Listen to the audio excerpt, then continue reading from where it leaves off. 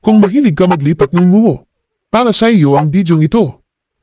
Hello mga idol at followers, ito naman ang inyong kaibigan si Nonoy na nagsasabi, sana nasa mabuti kayong kalagayan sa lahat na oras, at sana papanuurin niyo ang bidyong ito hanggang sa dulo dahil for today's video ang isi-share ko po sa inyo ay tungkol sa pagbibigay ng kasagutan sa tanong ng ating isang follower kung ano ba pananagutan ng gwardya sa isang bakanteng lote na naglipat ng landmark o muhon sa utos ng kanyang amo para lalawak ang lote nito.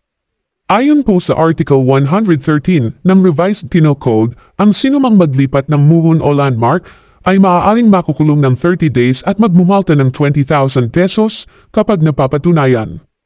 Reference, Article 313 of Revised Penal Code, altering boundaries or landmarks. Any person who shall alter the boundary marks or monuments of towns, provinces, or estates, or any other marks intended to designate the boundaries of the same, shall be punished by arresto minor or a fine not exceeding 20,000 pesos, or both. Hindi lamang po ang security guard ang pwede mananagot, pati ang kanyang amo, boss, kliyente o lahat na kasama sa gawain o pagplano, maaaring mananagot rin by principle of inducement, conspiracy or direct party citation as the case may be. Huwag po natin ilipat ang muon dahil kahit anong gagawin natin.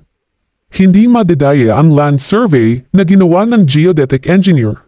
Mas accurate na po sila ngayon kumpara sa traditional na land survey noon. Dahil mayroon na silang equipment na ginagamit na kung tawagin ay total station at gumagamit na rin sila ng GPS, magiging komplikado at sakit sa ulo kapag madaya ka, ganid at mangangkin ng lote na hindi sa iyo. Lalo na kapag ang sinakop mo ay portion ng highway o kalsada at napatayuan mo ng bahay worth 1 million pesos, ipapagiba ng gobyerno po yan at wala kang makukuhang compensation at maging bato lang ang pera na ginastos mo dyan, mas maganda pa rin pag sumunod na lang tayo sa batas at lumaban ng patas. Disclaimer, ang bidyong ito ay hindi gawa ng isang eksperto kundi ito ay bumalamang ng ating personal na kaalaman at pananaliksi kung sa palagay niyo po ito ay taliwas sa inyong kaalaman at paniniwala. Malaya po kayong magkomento sa ibaba para madagdagan kung mayroon mang pagkukulang at maitutuwid kung mayroon mang pagkakamali. This is for sharing and interaction purposes only.